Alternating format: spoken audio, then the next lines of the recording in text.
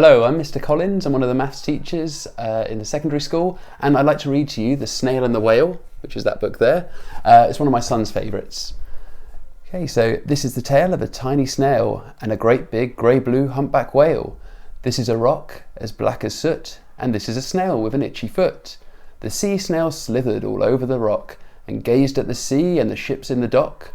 And as she gazed, she sniffed and sighed, "The sea is deep and the world is wide. How I long to sail," said the tiny snail. These are the other snails in the flock, who are all stuck tight to a smooth black rock, and said to the snail with the itchy foot, "Be quiet, don't wriggle, stay still, sit put." But the tiny sea snail sighed and sniffed, then cried, "I've got it, I'll hitch a lift." This is the trail of the tiny snail, a silvery trail that looped and curled, and said, "Lift wanted around the world." This is the whale who came one night when the tide was high and the stars were bright, a humpback whale, immensely long, who sang to the snail a wonderful song of shimmering ice and coral caves, and shooting stars and enormous waves. And this is the tale of the humpback whale, who held it out of the starlit sea and said to the snail, "Come sail with me."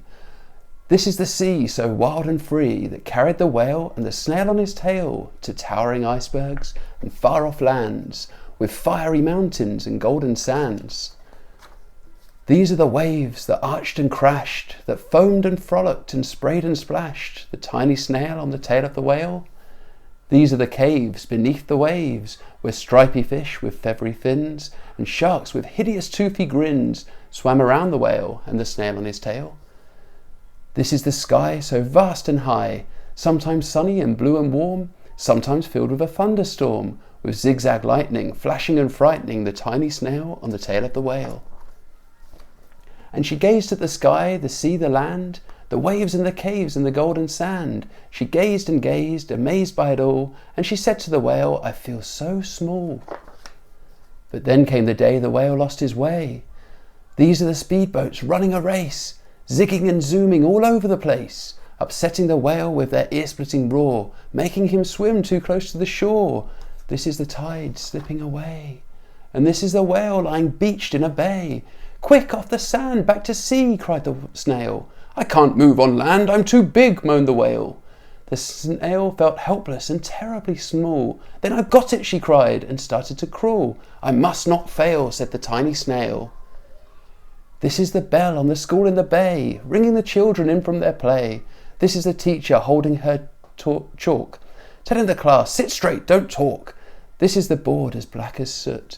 And this is the snail with an itchy foot. "A snail, a snail!" The teacher turns pale. "Look," say the children, "it's leaving a trail." This is the trail of the tiny snail, a silvery trail, saying, "Save the whale." These are the children running from school, fetching the fireman, digging a pool, squirting and spraying to keep the whale cool. This is the tide coming into the bay, and these are the villagers shouting, "Hooray!" as the whale and the snail travel safely away. Back to the dock and the flock on the rock, who said, "How time's flown, and haven't you grown?" And the whale and the snail told their wonderful tale of shimmering ice and coral caves, and shooting stars and enormous waves, and of how the snail, so small and frail, with her looping, curling, silvery trail, saved the life of the humpback whale. Then the humpback whale held out his tail, and on crawled snail after snail after snail, and they sang to the sea as they all set sail on the tail of the grey-blue humpback whale.